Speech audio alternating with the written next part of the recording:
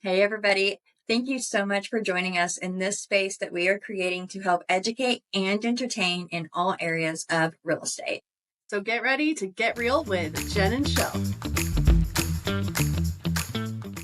Hey, thanks for joining. I'm Jennifer Joe. And I'm Shelley Whitbridge, and we are joined with a special guest today. Let me Google. For those of you that don't know, Carla is a fantastic, top-notch lender who happens to work with Jennifer, and Harla has had to put up with many of my problems. And now we're going to call them problems or shenanigans. Both are accurate. It's great. We all three get to go on adventures together now, and it is a blast. But today we had to really bring in the heavy hitter because we are seeing so many people out there in the wild asking about investment opportunities. Is it a good idea? How does that work? And truth be told, there's a lot of moving parts to it. And Harla has been doing this. How long have you been doing lending? 22 years? 22 years. So she's seen a thing, a time or two. Few, yes. And she is phenomenal at the numbers and working, especially with investments. You own a lot of investment. I do. Lots of investment properties, yes. So she walks this firsthand. So it's not one of those do as I say, not as I do. She literally follows through with all the things. So let's just jump in. Jennifer, what is like the number one question that you hear from people who want to start investing? Yeah, so the biggest question that I get is how do I get started? And so I think that this is a great option for Carla to let us know how you got started. One, how I got started very young. So I had a very wise real estate investor here in town give me some great advice. And this is how he built his company from the ground up. And when he quit building his company, he had over 200 properties as investments. You know, at one point there were some apartment complexes, things like that. But his advice was start slow, start small. Buy your first house that you're going to live in. Live in it for a year. Do all the makeup work. Don't buy the prettiest house. Do the makeup work. After a year, buy another house. Move into it. Use that one for rental property.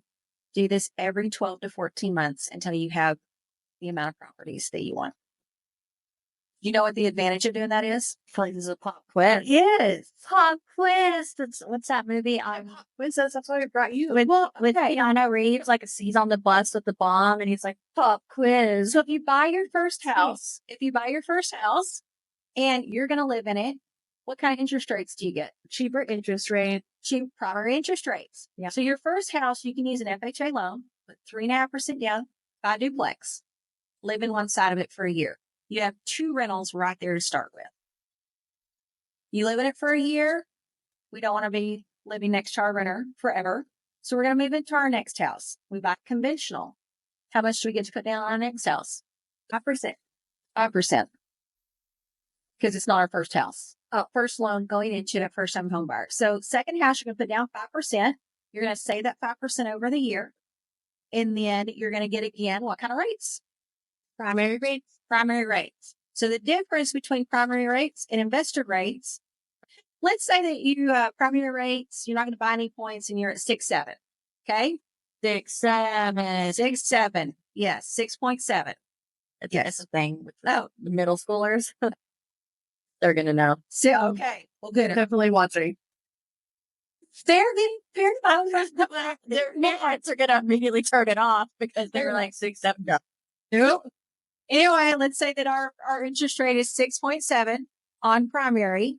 For an investor, the rate would be 7 to 8%, depending on. And so you're looking at an extra, 2% to $300 in payment. When you're looking at that, when you go to rent it, it makes it harder because there's not as much cash. Yeah. Okay. For sure. So because the cash flow. So explain real quick what cash flow is. Cash flow is how much you can rent the house for versus how much your payment is. So everybody looks at this a little bit differently. Cash flow, let's say you're cash flowing $100 a month. That extra $100 you're going to want to put into a savings account in case something happens on the property. but that's not a huge margin. Basically they're covering your cost on that. Me personally, I don't like to cash flow that much. I want to put everything, any extra cash flow back into the property so it's paid off faster. Okay. A lot of investors out there want to just put that extra couple $100 in their pocket, make their money as they can and go on. As an investor, you have to sit down and figure out what your goal is. Is your goal to make an extra $500 a month on these properties and cash flow that amount? Or do you set it up like I do, where I want all my properties paid off by the time I get to retirement, so I get to pay somebody to manage these properties and they write me a nice check every month? So cash flow at the beginning, cash flow at the end. I want to cash flow at the end because I want to actually retire someday. Like, you don't want to work until the day of your funeral? I don't want to work to the day of my funeral. No, I want to pay somebody some money to manage these properties and then just give me a check and then go travel. I like that. Minor details. Yeah. I feel like we should make cash flow a rap song. Y'all go ahead and try it out. Later. I got to think of rhymes. So how do you get into investment property? Buy your first house as a primary residence for what you need. Live there for a year, even 2, till you get the 5% up, move to the next one. So what happens if we didn't do that on our first house and we're living in a pretty decent sized house now and we're not really interested in going backwards? What would be your advice? At that point, if you're going to buy your first investment property, it's going to require 20% down. Couple of ways you can get into that house. We can look at it. Do you have equity in your current home? You can pull out the equity in your current home to use that for the down payment of your next house. Would I do a home equity or a HELOC loan? Or, you know what a HELOC is? Anyone? Home equity line of credit. Basically a credit card on the backside of your house. Yep. Okay. I don't like that method. I don't like a HELOC. And the reason I don't like a HELOC is because you only can draw on it so many years. It has a variable interest rate and can go up to sometimes 25% if you don't pay it off quickly. That's really hard to have on the backside of your primary residence. You have equity on your house, just pull it out. Have your one payment on your house, put it into the next house. So that's one way to do it. Okay. The other way to do it, let's say that you have some assets that are free and clear. You go make really good friends with a banker at one of your local banks. Local banks are always better because they understand their community, and you do a signature note. Okay. Some cars, some trailers. You put something up for collateral. Okay. Like it. Now, after you get that first one bought, you pay on it a couple of years. You don't want to go back, right? We still live in our nice house. We got the first one bought. Guess what? The second one, you can actually go to your local bank who you now have a great relationship with and pledge the first house equity to buy the second house Without actually having to pull it out. Correct. They will take a second lien for the equity on that first house. But again, you got to make really good friends with those bankers. You have to be likable. Yes. You have to go in, you have to do what you say you're going to do. Yeah.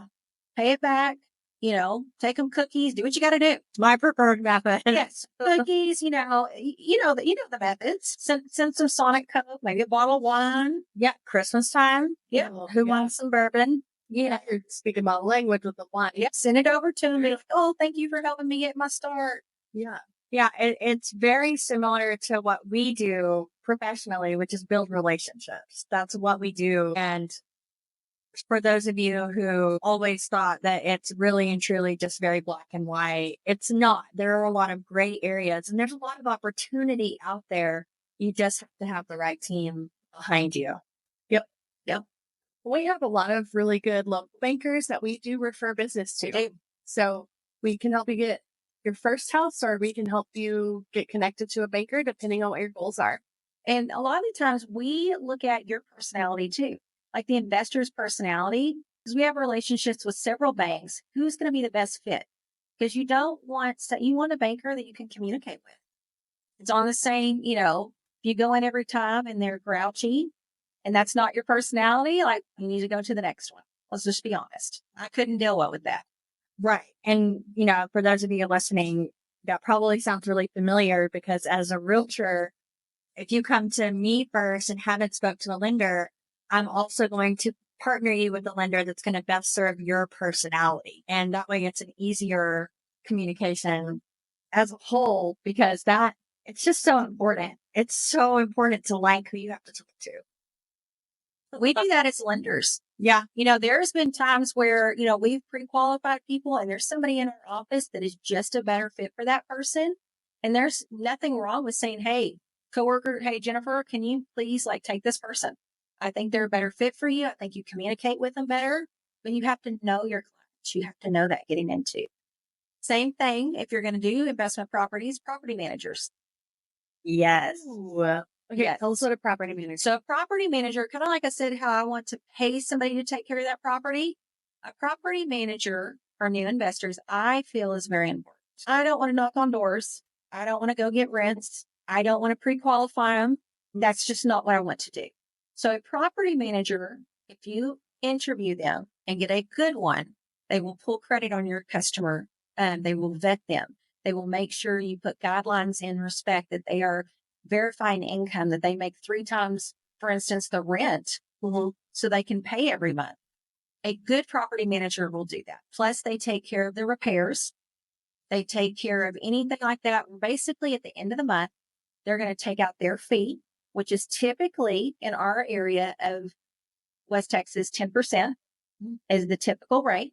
If somebody offers you 5% or lower, ask some questions. Because Be suspicious. Be suspicious because they may not be doing credit checks. Yeah. No. Our whole brain is a TikTok. We're a mess. I'm sorry. I mean, think about that though. If this is the going rate, why are you asking less? Yeah. You pay for what you get. Yeah. You do. And, you don't want to get a couple years in and then not taking care of the properties. I've seen this. But that property manager, you need to interview 3 or 4, just like you do an agent, just like I do a lender. Find who's going to communicate with you the best. They're taking care of your biggest investment that you've ever, more money than you've ever spent in your life. So you need to be able to get along with them. Absolutely. So I work closely with the property management company that we have here at Exit, 806 Property Management. And when I tell you, they are on it with our application process. It is that we're checking your income, we're checking your rental history. We have a minimum credit score requirement. You can't owe money to a previous property or a utility provider. Mm-hmm.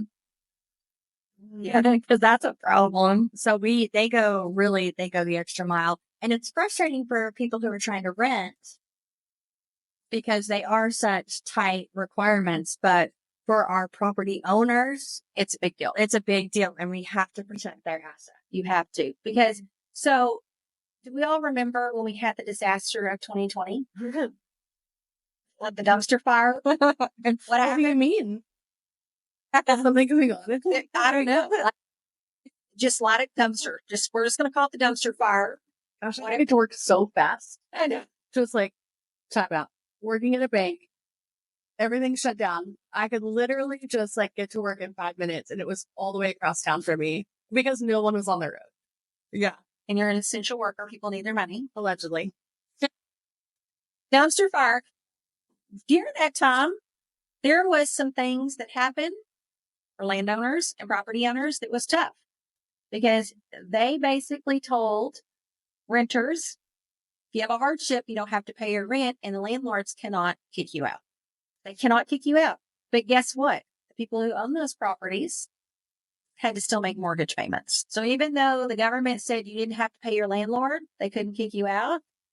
They didn't give any relief for those people who had the rentals. So what does that tell you too with investments once you get in? You need a couple months of reserves. Get some reserves. Yes.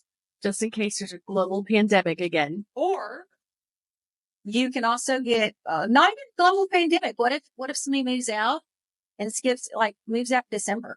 Right. December's a hard month. December's are a hard month. When you get into the cold months and rentals, it's hard to get those vacancies filled.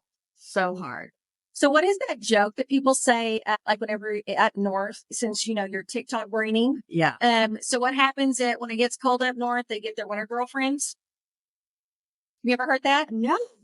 Okay. You're going to have to go down. Okay. You're going to have to go down there. So you get your winter girlfriend and, They call them that, like up north, because we're going to be hunkered down with these people for a couple months because it's cold. And then when we get past the winter and starts warming up, we get rid of them because we want summer girlfriends. Oh my God. I don't know.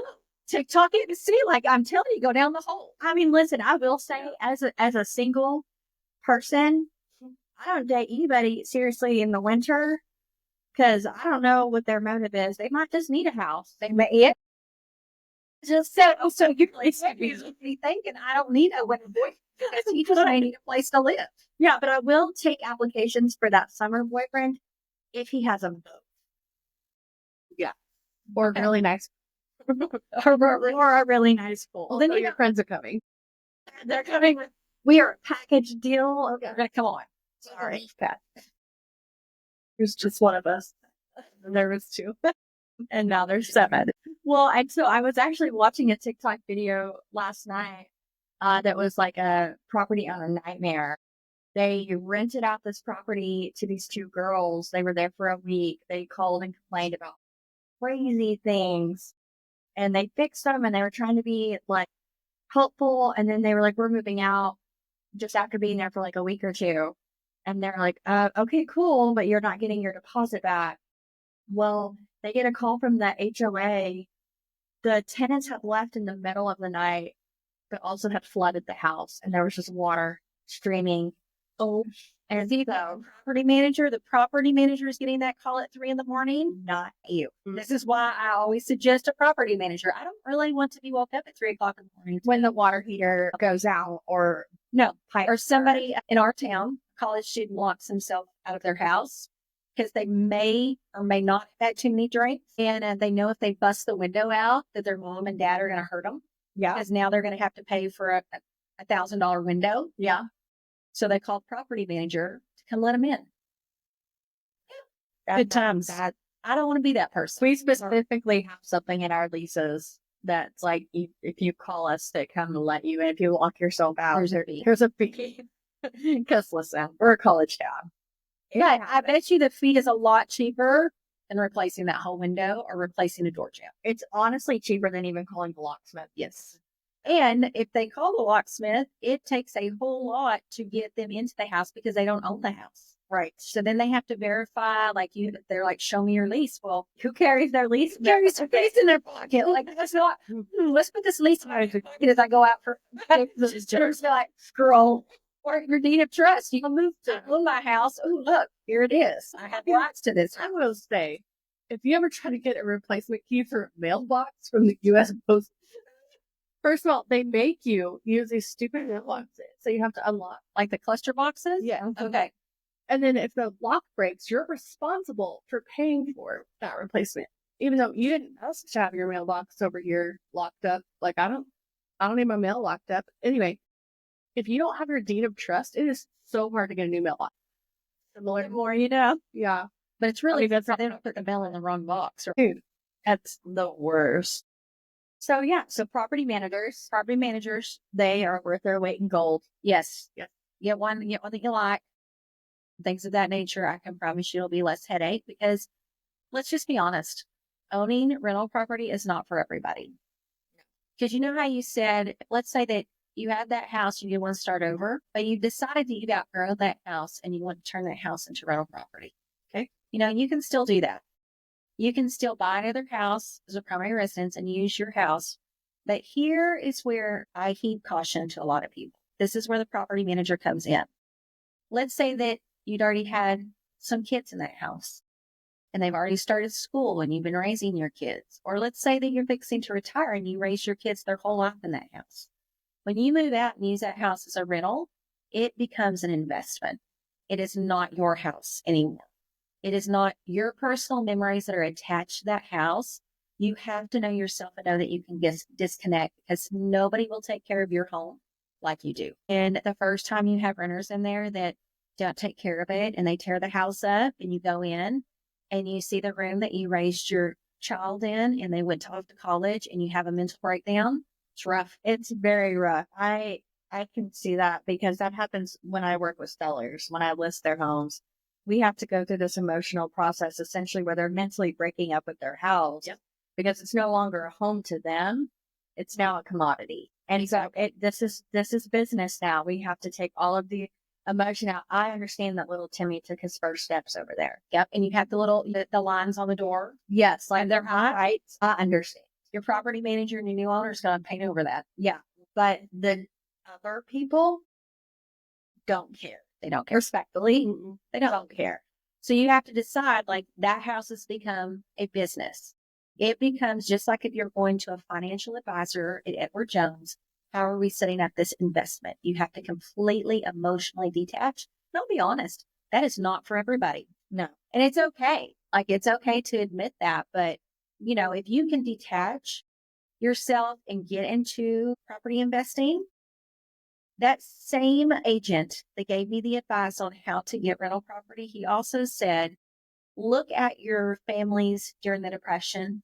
Look at the course of over time, the families that made it through those hard economic times. What did they own? They own commodities. Houses are what? A commodity. Everybody is always going to need a place to live. I don't know if you realize this, but we're not making new islands and new land. So the land that's here, like, that's it. The people, yeah, real cool.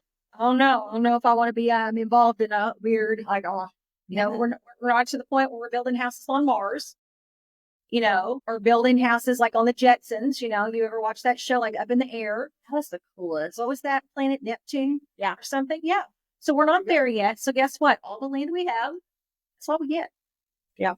So if you own land, you own houses, you have a commodity that is always in need, just like oil, just like gas, railroad, timber, anything like that. So that's how you have to disconnect and figure it out. Yeah. It's a commodity. So yes, if you can do that and you invest in your commodity, somebody's always going to need it. I love that. Good PSA moment. So if you are a renter and you are moving into a house and eventually you want to own your own house, just remember somebody may be attached to that house, so maybe you should take care of it. Take really Good care. Watch your children. Don't let them use the walls as chalkboards in the entire house and the doors. Yeah, that makes landlords real grouchy. Also, in the vein, PSAs, y'all, a slow draining bathtub is not an emergency. Get you a snake and snake your dang drain and get your hair out of there. Or don't call about it on a Friday afternoon. Maybe call about it on a Tuesday. Yeah, we have a week to come fix it. Yeah. I mean, But do it. Try yourself. Try to snake it yourself, because one thing for certain, two things for sure. I don't want to have to go over there and snake your drain and your hairball. I'm not touching it. probably that's why you smell it. That's why you have a kid. That is why you have a property. Because you wait, What's it always? Husband. no. It's like all the shampoo with the conditioner. Stop it. I really might. To end on a high note, if somebody is sitting at home right now, what are three, and they're playing around with the idea of wanting to maybe get some properties. What are three things that they need to do to prepare themselves financially for approval? Financially, I would say try to have 6 months in reserve. And that's because if we move into the house, 6 months, that way if something breaks at the beginning, you have the money to cover it.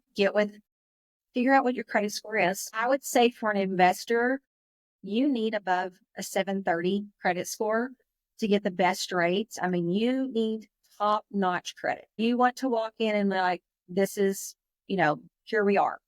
If you're buying your investment property for the first time, like just investment, not starting that as primary residence. Yeah. Okay. Other thing, if to get prepared, mentally prepare yourself. Mentally prepare yourself that this is going to be an investment.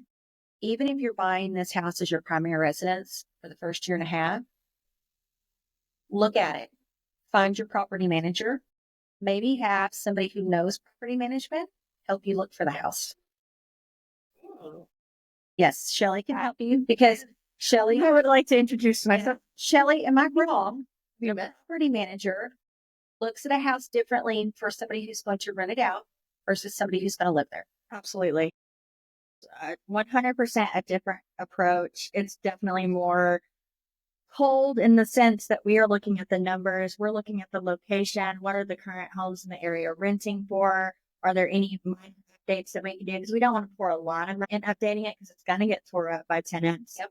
And so we're being mindful of all that, and all of that factors into our choice of what is going to make a good investment property. Yes. Whereas if we're looking for a home, is this somewhere you can see your kids living in? Is this neighborhood support the lifestyle that you want? Sure, we can add granite in here, but if it's a rental, we're not adding granite. We're going to put that Formica, just a pretty Formica down and call it a day. You know, so those are very different things. Very different. And a good agent is going to be able to go in there. And some areas just rent better than others. And so it might be hard, and you want to try to get close to that 1%. You do explain the 1%. Yep. Explain 1%. You get to do this. Oh, no pressure. No pressure. So the 1% rule essentially, and please correct me if I misspeak because I'm not a lender. Disclaimer. The 1% is what we strive for on an investment where we try to get at least 1% of the sales price is what you could typically make on the property. So if we bought like a $250,000 house, ideally we would want in a perfect world to be able to rent that out for $2,500. Correct. Which is crazy. But people pay it. I can tell you right now, my best rentals are $3,000 a month. Yeah.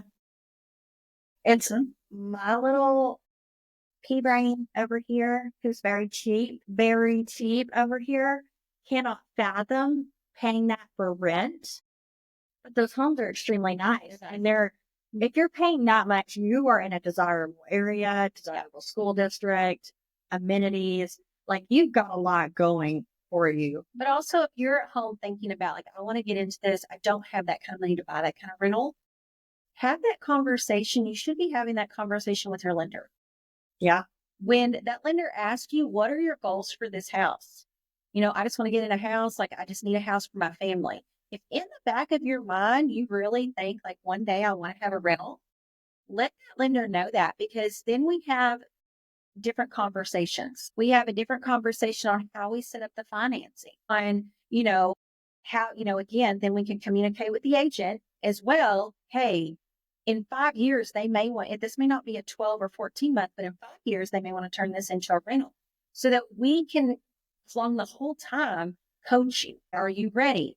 In an environment like this, if you get into it because you need a house for yourself and going to turn it into a rental property in 5 years, we also have the opportunity to refinance it to get a better rate so that when you do turn it into a rental property, you're in a better spot. Yeah. So it's financial planning. Like, you truly go into this as a financial planner.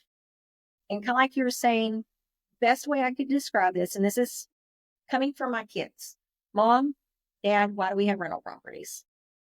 Think of every visual, every house, big piggy bank. Okay? Big piggy bank. Every month when you own a home, you're putting money into your piggy bank every month because our house is appreciating in value every month. It's appreciating more than any high yield savings account that you have, any investment account, any stock market. Is a more stable appreciation. Putting money into your piggy bank. Well, now that we have 2 other piggy banks over here that we're renting out to people every month, guess what? They're not putting money into their piggy bank. Whose piggy bank are they putting it into? Putting it into my piggy bank. And so when you say that, and a 5-year-old goes, well, whose piggy bank do you want to be putting it into every month? If you're renting from me, whose piggy bank do you want to be putting it into? And their first thought is, well, my own piggy bank. Yeah. I'm like, well, when you rent from me, you're putting it into my piggy bank every month. Love renters. Yeah. Love, and let's just be honest. And this is 100% the truth. Sometimes renting is necessary. Absolutely. I am so glad you said that, because I hate when I hear the dialogue of renting is stupid. You're making a mistake when you're renting. Like, you just need to buy. It is not always the right season for every person to buy. It comes in its season. Sometimes after divorce, renting makes sense. And that's okay. It's okay. But I hate it when people are like, oh, renting, you're throwing away money. Yes, you are. That is true. But sometimes It is necessary. it's the lesser of two evils. Like, you don't have to do your own maintenance, really. And because there's a property manager that's doing that for you. So it takes some pressure off when you're a renter. Yeah. Yep. And I have people who genuinely, like in their soul, just don't want to own a home. Yep. They don't want to own a home. They have investments everywhere. They make great money. They have retirement. They live a full life.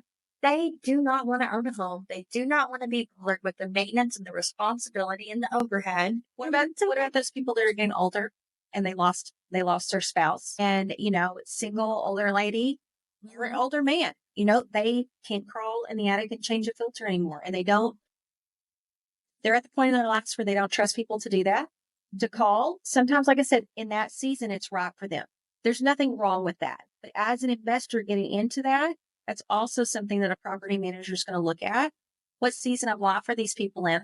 Yeah. Are they in the season of life that's going to rent your property for 10 years because that's the season of life they're in? Or is this going to be a property that's going to revolve every year because of the type of renter that it, involves? Yes. And I will say, so like some of our tenants, I mean, on average, most of our tenants stay with us for 7 to 10 years.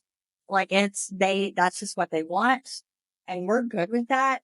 And we want to keep them being comfortable. And we know that they're taking care of the properties and everything like that. So, but then we do have some of our properties in our hot school districts, like Bell Farms. Bell Farms, we have a lot of turnover year after year. That is one of those. It's just one of those areas that does it. So it's expected. And it's fine. But if you're thinking about it, like I said, you need to talk to a lender. That lender, if that is your goal, will set you up with an agent that is also familiar with those goals so that you can work towards those goals together. Because if we don't know what your goal is with that piece of real estate, how are we supposed to get you to the investor level? Yeah, absolutely. So in case you missed it, the key point here is just clear communication. Just communicate openly and don't think that we're going to think that you're ridiculous, especially if it's your first house ever, but you're in the back of your mind, like Carla said, like you're thinking maybe one day this can be an investment property. And I tell all my clients that they are all fully aware. Hey, if this is something you would want to consider in the future, let me know because we're going to back into it a little bit different. And we have that. And some of them are like, oh gosh, I never want to do that. Cool. It's like, don't force this conversation on any person that comes in buying their house in their 20s. Oh yeah. If you are in your 20s, you are going to get this conversation from me. Whether you want it, whether you're not. Like, hey, you are off to a great start. You're buying a house when you're young. Like, let me tell you 3 different paths with real estate that's going to help you. Either you're going to go the investor route at this age, where the next house you're going to keep this one and go, or you're going to go the route of, I've outgrown this house. I've got married. We're going to use the equity and buy another one. We got to talk about those things, but you're getting that, yes, in your 20s, because in your 20s, you do not know where you're going to be in your next 5 years.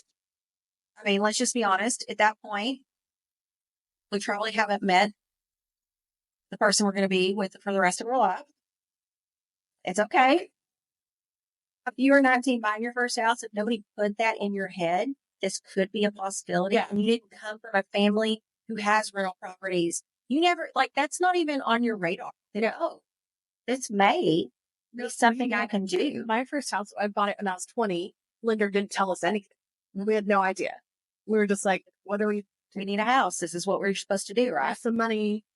Yeah. What are we signing? I want to say I was probably 24, 25 when I bought my first house. Mm-hmm. And nobody had that conversation with me. And I had no idea. My family didn't have, my family lived in the same house they grew up in.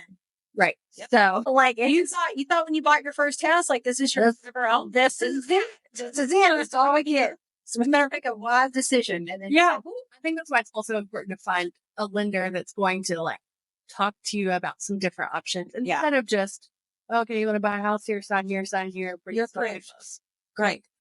We want to look at it from a bigger financial standpoint, like Carla was talking about. We're trying to be your financial advisor. We're looking at all of your credit. We're looking at all of your assets and deciding, okay, this might be the best path for you. Yeah. Financial planners. That's really is realistic. Our jobs, all, 3 of us, that's what we're doing.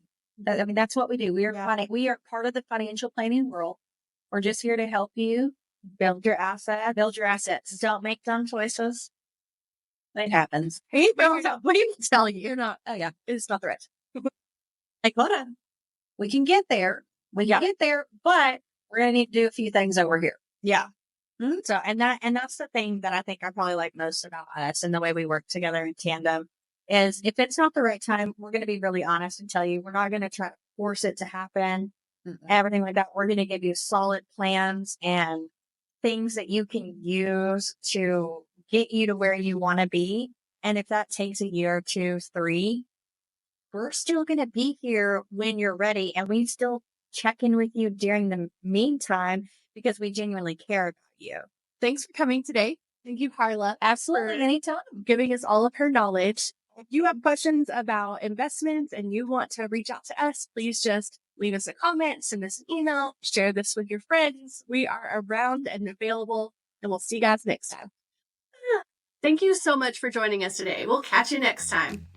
And the only time we don't mind you pushing our buttons is right now. Be sure to like, comment, and subscribe. We'll see you next time. Please leave that in.